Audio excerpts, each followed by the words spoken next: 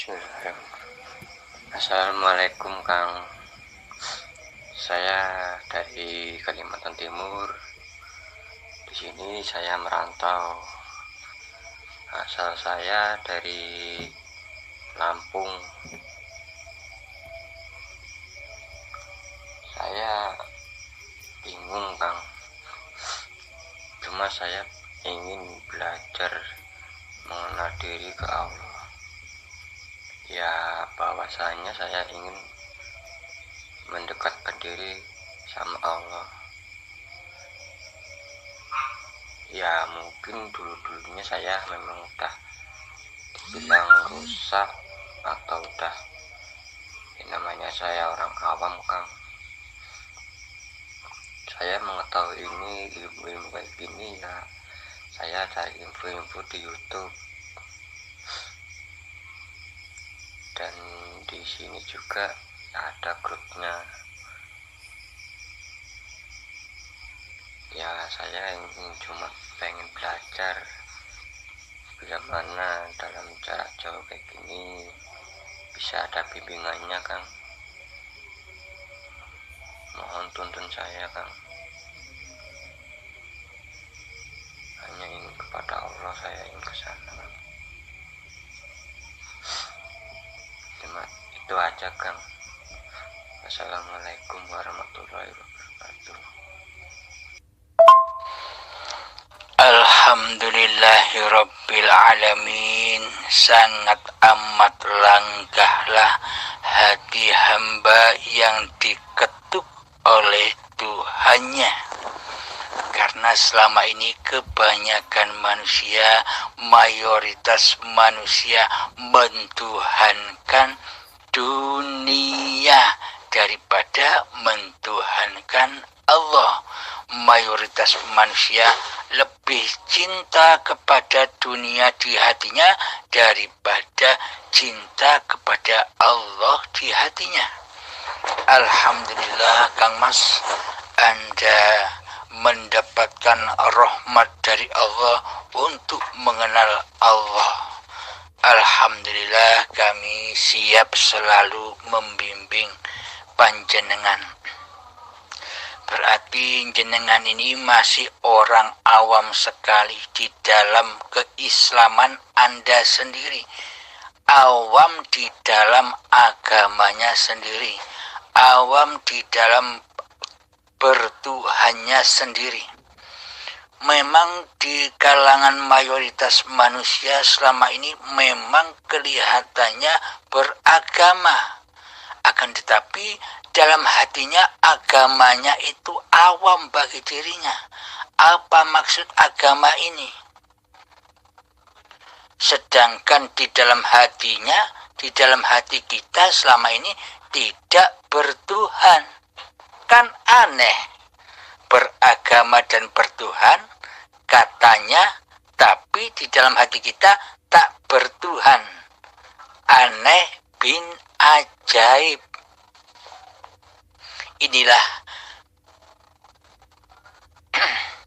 Inilah manusia kita selama ini. Katanya bertuhan, tapi sejatinya tak bertuhan, melainkan mentuhankan dirinya sendiri. Maka dari itu bagi umat muslimin dan muslimat seluruhnya, bila kita ingin dinyatakan oleh Allah sebagai hamba Allah, sebagai ciptaan Allah, maka bertuhanlah kepada Allah. Jangan bertuhan mentuhani diri kita sendiri di hati kita. Itu namanya tak bertuhan, tak beragama di sisi Allah. Karena agama dan bertuhan itu kan hanya di sisi Allah, bukan di sisi manusia. Adanya agama dan bertuhan itu karena adanya Allah, karena selama ini kita yakin bahwa ada Tuhan yang menciptakan alam semesta ini dan yang menciptakan diri kita. Maka dari itu beragamalah dengan agama Allah. Jangan beragama dengan agama kulit-kulit saja. Agama yang ada di dunia ini. Agama, nama-nama agama yang beraneka ragam banyaknya. Islam, Nasrani, Yahudi, Majusi, Hindu, Buddha, Konghucu. Semua agama itu bila dilandasi dengan agama Tuhan pencipta dirinya, maka selamatlah manusia-manusia itu di sisi Allah. Bila mau masuk di dalam agama Tuhannya. Apakah agama Allah itu? Agama Allah itu adalah awwaluddin ma'rifatullah. Tanda hati manusia itu disebut beragama di sisi Allah adalah mengenal Allah. Tanpa hati kita mengenal dan tahu siapa zat yang bernama Allah itu, maka di sisi Allah belum dikatakan beragama. Meskipun di tatanan syariat, di tatanan masyarakat kita sudah disebut beragama dan bertuhan. Akan tetapi semuanya fata morgana, kayak-kayaknya, seolah-olah saja sudah bertuhan dan beragama. Tapi di sisi manusia, karena agamanya dan bertuhannya versi manusianya, maka muncullah simbol-simbol agama. Akan tetapi bila kita ingin kembali menyembah Allah zat yang mencipta diri kita, maka masuklah ke dalam agama Allah, yakni tauhid. Awwaluddin ma'rifatullah, kenalilah Tuhanmu. Siapa sejatinya Tuhanmu itu? Bila kita tidak mengenali siapa Allah, apakah mungkin kita sudah disebut beragama dan bertuhan di sisi Allah? Muhal sobat, tidak mungkin. Apapun dan amalan apapun serta ilmu syariat setinggi apapun, bila kita tidak mengenal Allah, semuanya percuma.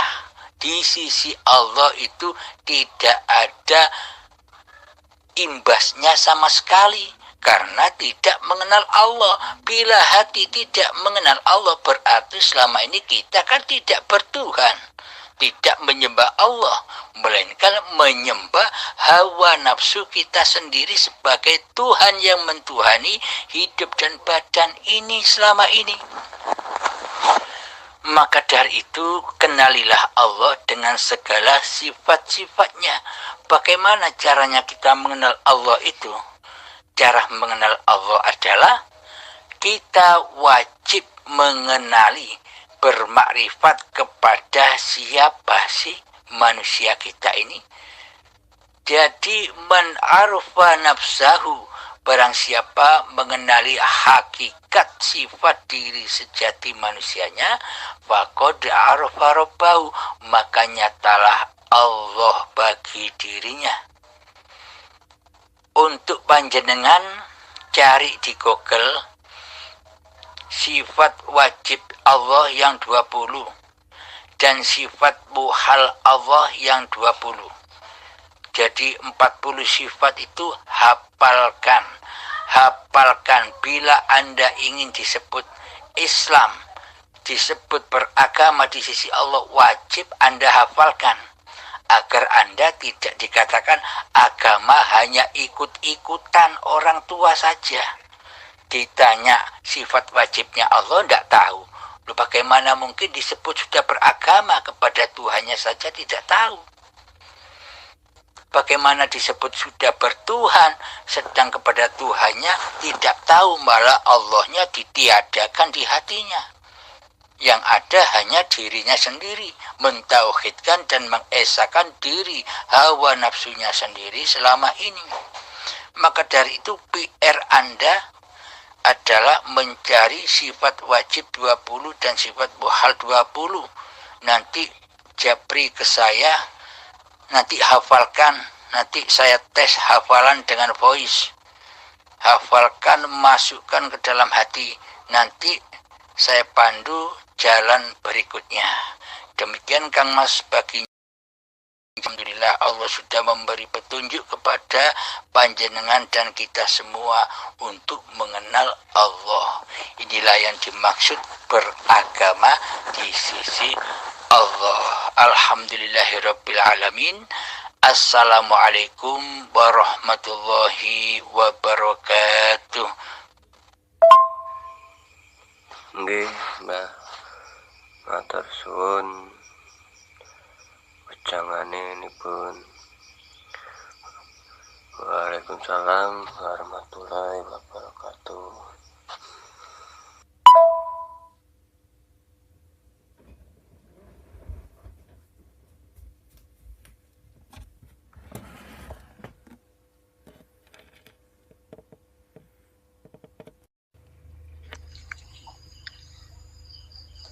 Bismillahirrahmanirrahim. Assalamualaikum warahmatullahi wabarakatuh. Mohon maaf guru, perkenalkan nama saya Rusli, asal Sulawesi Barat. Pertanyaanku adalah, kenapa kalau aku berzikir napas, konsentrasi penuh, badanku goyang-goyang? Apakah ada yang salah dengan diriku? Dan kalau aku sholat, dadaku berdebar-debar, seakan-akan berbunyi melepaskan kalimat Allah, Allah, Allah. Apakah maksudnya semua itu? Mohon penjelasannya guru dengan penuh hormat. Terima kasih. Assalamualaikum warahmatullahi wabarakatuh. Waalaikumsalam warahmatullahi wabarakatuh. Alhamdulillahirabbil alamin. Semua peristiwa dan keadaan yang Kang Mas alami karena masih eratnya diri kemanusiaan, karena saking eratnya kewujudan manusianya yang merasa kuasa dan merasa mampu untuk berzikir.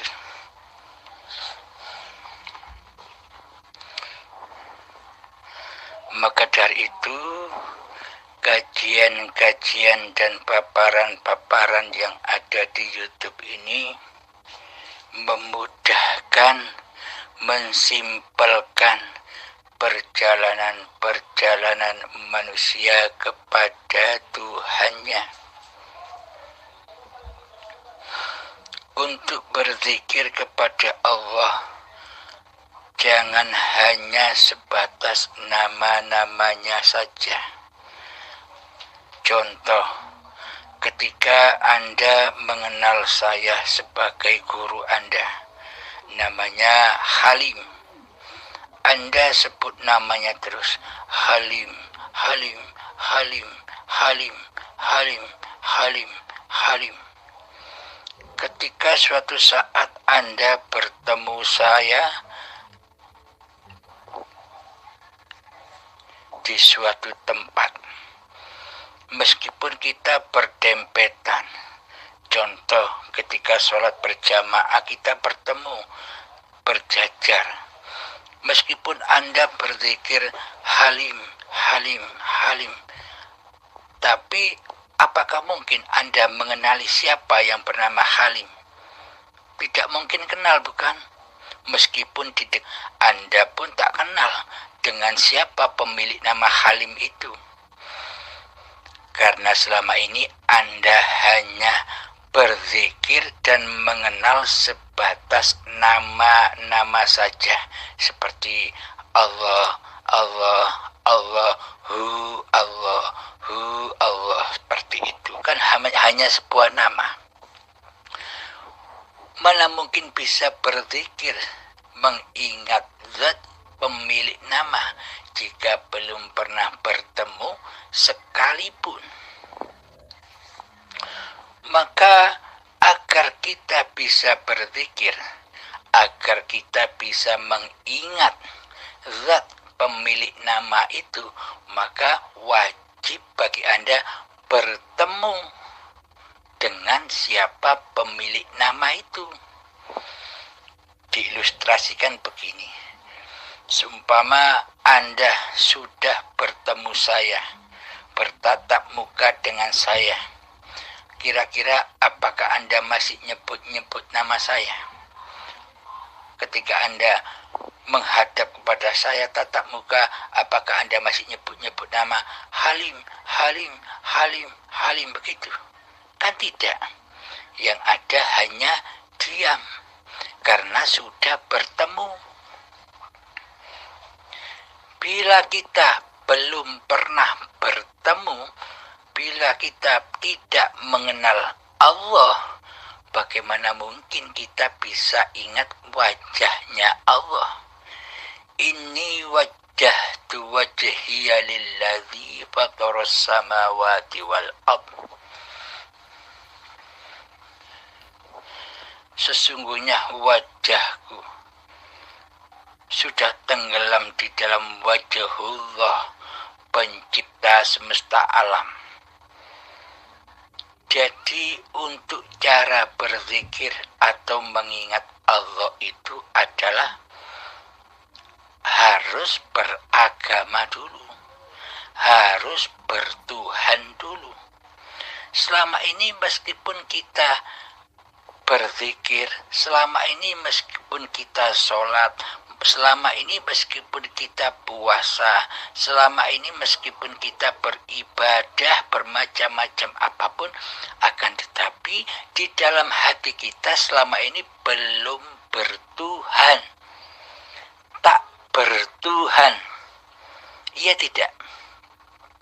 Yang ada, yang wujud, yang hidup di hati kita selama ini hanyalah kita sendiri yang mentuhani, yang menguasai segala gerak aktivitas diri manusia kita selama ini. Sholat kita aku akui sebagai sholat kita, puasa kita aku akui sebagai daya dan upaya diri kita. Seluruh ibadah terlaksana karena kekuasaan diri manusia kita, sehingga seluruh amaliyahnya jatuh kepada lembah linafsi, milikku hamba. Maka seluruh amalia-amalia yang terjadi akan terbakar di anar, terbakar di jahanam, yakni hawa nafsu, diakui oleh kemanusiaannya, tidak sampai persembahannya kepada Allah. Jika ingin sampai seluruh persembahannya kepada Allah, jika ingin sampai seluruh pengabdiannya kepada Allah, maka wajib beragama dan mengenal Allah. Jadi meskipun kita sudah beragama secara badaniah, maka selama ini kan hati kita belum beragama, tidak bertuhan. Bagaimana mungkin bisa berzikir kepada Allah? Bagaimana mungkin bisa sholat kepada Allah? Bagaimana mungkin bisa berpuasa kepada Allah? Bagaimana mungkin bisa berzakat kepada Allah? Bagaimana mungkin bisa berhaji kepada Allah di dalam rukun Islam ini? Bersahadat pun tak pernah, apakah mungkin bisa mengamalkan rukun Islam yang selanjutnya? Selama ini kan kita tidak pernah bersahadat. Bersahadat itu apa sih? Bersahadat itu menyaksikan langsung, menyaksikan Allah secara langsung. itulah yang dinamakan bersahadat dan menyaksikan Muhammad Rasulullah secara langsung live. Akan tetapi karena minimnya kepahaman kita selama ini, dikira bagaimana mungkin di dunia ini bisa menyaksikan Allah secara langsung, dan bagaimana mungkin kita bisa menyaksikan badan Kanjeng Nabi Muhammad yang sudah wafat 14 abad yang lalu. Kan tidak mungkin. Itu pemahaman-pemahaman yang dangkal, pemahaman-pemahaman yang masih duduk manis di dalam syariat. Maka dari itu tidak boleh kita duduk manis di syariat saja, di syariatnya manusia. Karena syariat itu syariatnya manusia, maka syariatnya manusia itu harus dikembalikan kepada syariatullah. Karena itulah Allah dan Kanjeng Nabi mengutus kepada seluruh manusia, bila mau sholat atau beribadah, wajib diawali dengan niatan ibadah.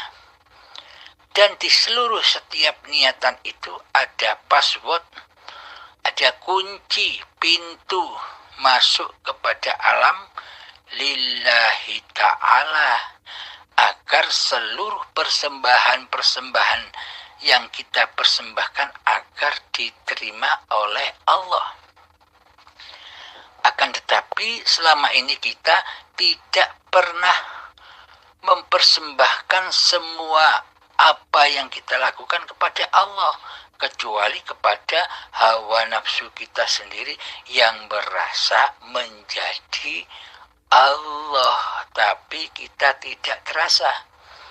Bagaimana mungkin tidak merasa menjadi Allah, sedangkan seluruh sifat-sifatnya Allah sudah kita akui sebagai milik kita.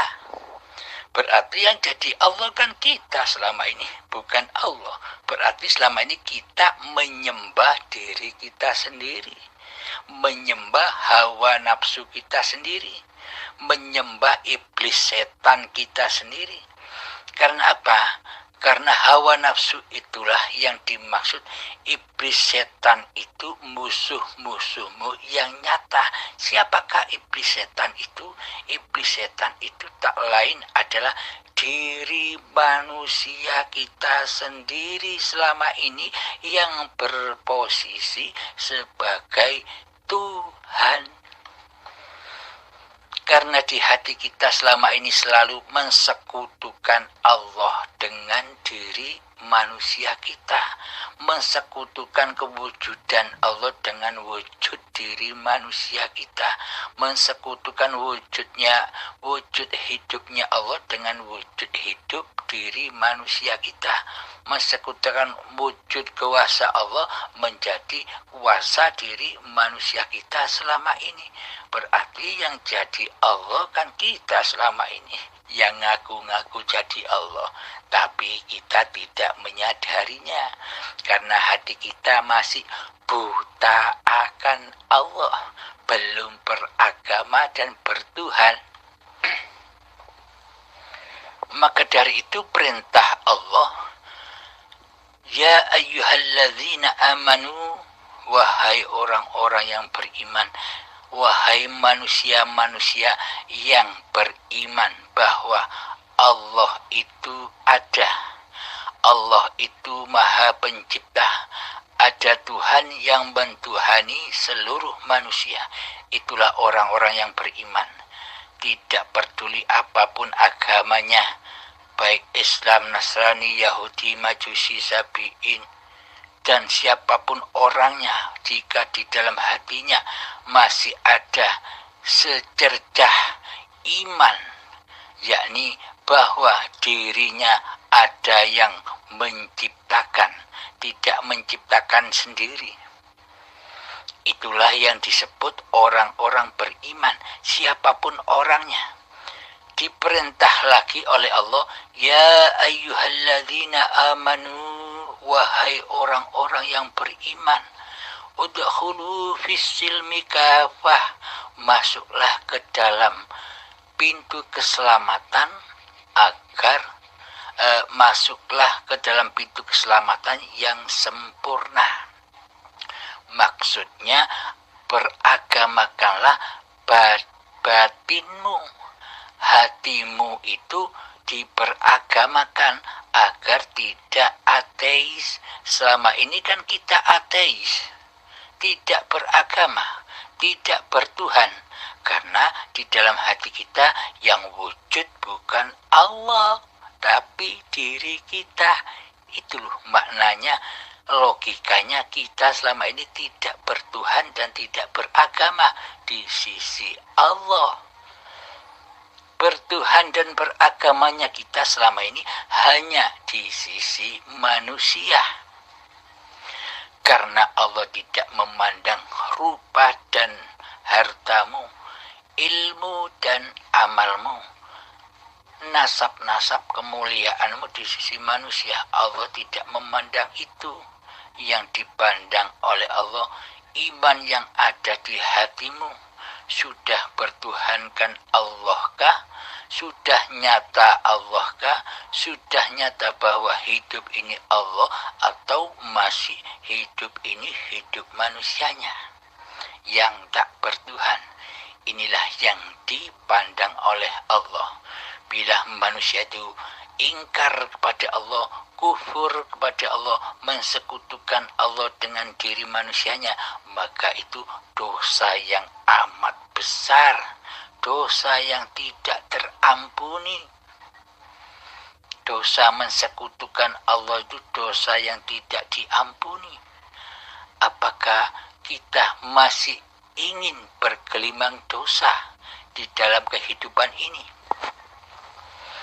Jadi meskipun kelihatannya badan ini sholat, badan ini ibadah, tapi di dalamnya bergelimang dosa.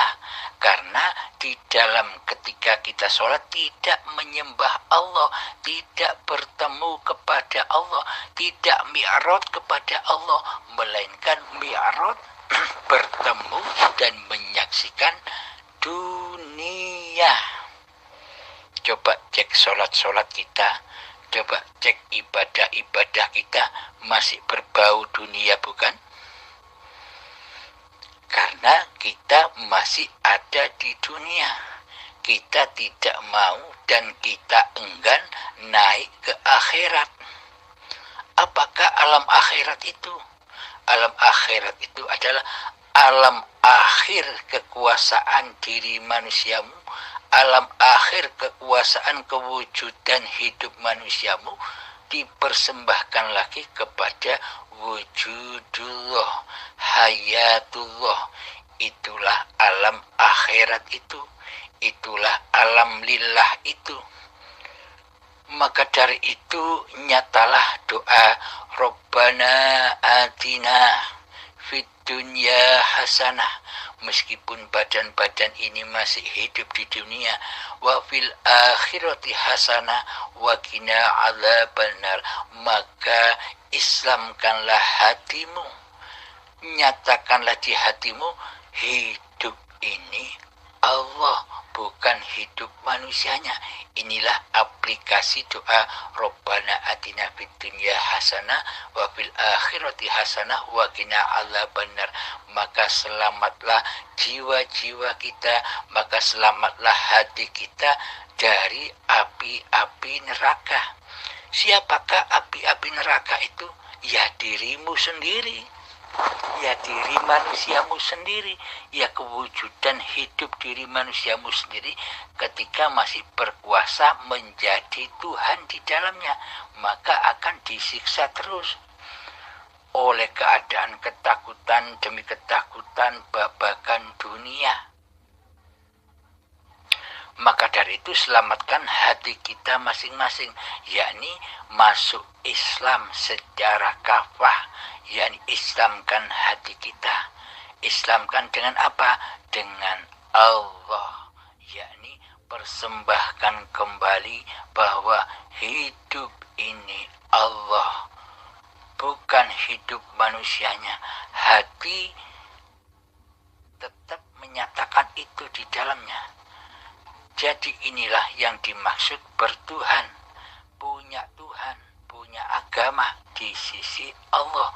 Gerak langkah apapun badan-badan ini selalu diimami oleh Allah, selalu berwalikan Allah. Selama ini kan kita cinta berwalikan kepada hawa nafsu kita sendiri. Diri kita sendirilah sebagai penguasanya di hati kita. Maka zikir yang dinamakan zikir itu adalah hati selalu menyatakan hidup ini Allah. Yang dimaksud ingat Allah itu bukan ingat namanya, yakni yang diingat adalah zatnya. Siapakah Allah itu? Ketika kita mengingat bahwa hidup ini Allah, itulah yang dinamakan hakikatnya zikir. Hakikatnya ingat kepada Allah. Anda jangan terfokus dengan nafas-nafas Anda, karena yang ada adalah kewujudan diri Anda sendiri di hati Anda, maka itulah siksanya.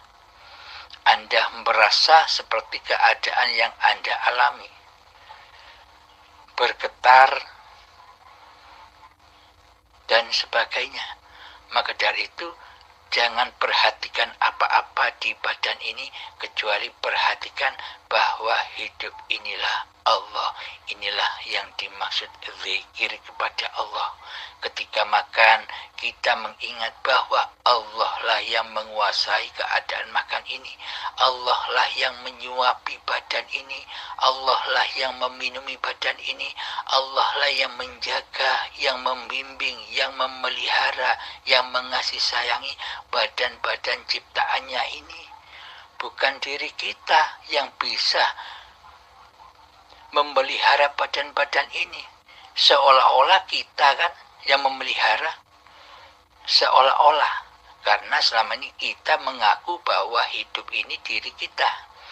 Namun ketika kita sudah menyadari bahwa hidup ini Allah, maka lenyaplah diri manusia kita. Fitrahlah manusia kembali ke alam keabadiannya, yakni kegoibannya, ketiadaannya. Itulah fitrah manusia, kewujudan Allah kembali bangkit. Inilah fitrah Tuhannya. Maka dari itu aplikasikan selalu ketika Anda berzikir nafas. Jangan memandang nafas yang Anda perhatikan itu nafas Anda. Lenyapkanlah diri Anda bahwa hidup inilah yang menafaskan badan. Allah lah yang menafaskan badan. Allah lah yang menggerak-gerakkan badan, bukan gerakan manusianya.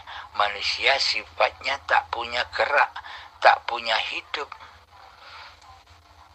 Bila manusia tak punya hidup, jadi apapun yang terjadi atas badan-badan ini, semuanya kembali kepada kekuasaan dan kejaisan Allah sendiri.